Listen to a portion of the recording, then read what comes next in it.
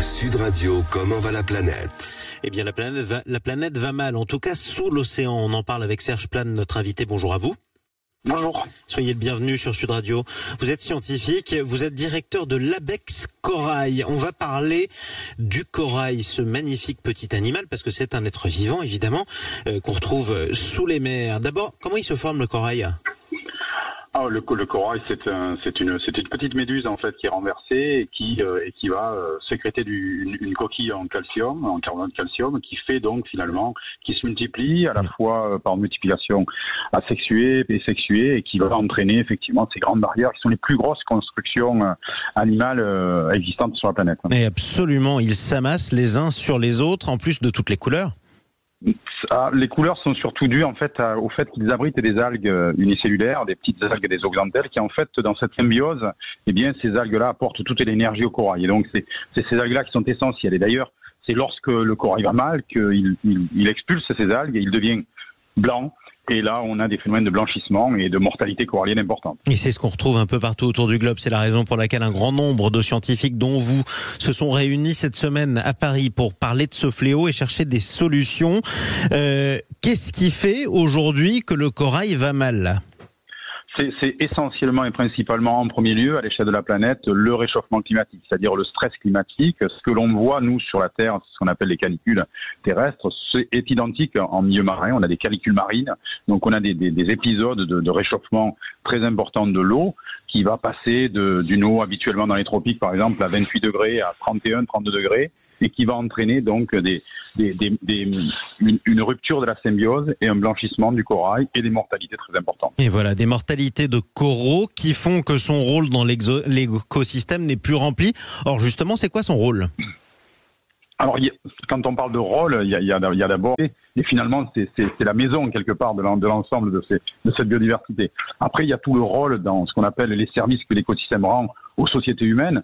C'est par exemple les barrières de corail qui protègent effectivement le littoral des vagues, mais c'est aussi toute la partie pêche et ressources nutritives que représente le récif corallien, mais c'est aussi probablement la source d'une grande partie des molécules de demain pour la médecine, mais aussi pour tout un tas d'applications potentielles. Oui, c'est dire si le corail est important, en tout cas dans l'écosystème marin. Est-ce qu'on a des solutions pour empêcher cette mortalité ?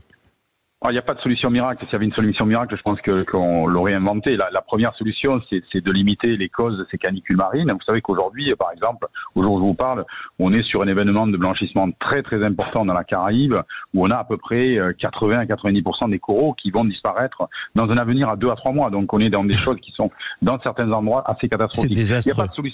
Il n'y a pas de solution miracle. Il y a des solutions qui sont locales. C'est en fait d'enlever tous les autres stress.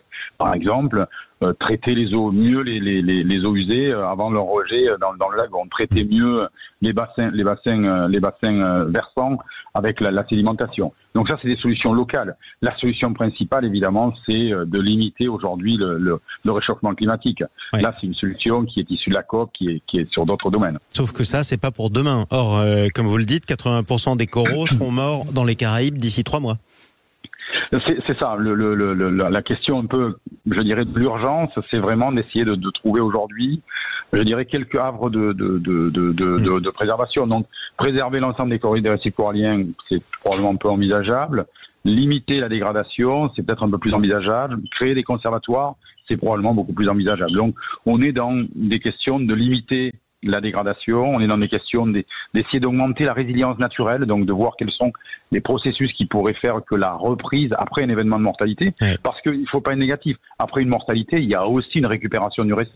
Elle est lente, mais elle existe. Voilà. Et c'est comme les buissons d'ailleurs, dans nos champs, on les avait coupés ou laissés mourir et ils finissent par revenir quand on les replante notamment. Il faut espérer que vous arriviez. Après un peu de forêt. Exactement, exactement. Voilà. Espérons, Serge Plane, que vous et vos collègues, vous arriviez à les sauver autant que faire se peut. Merci beaucoup.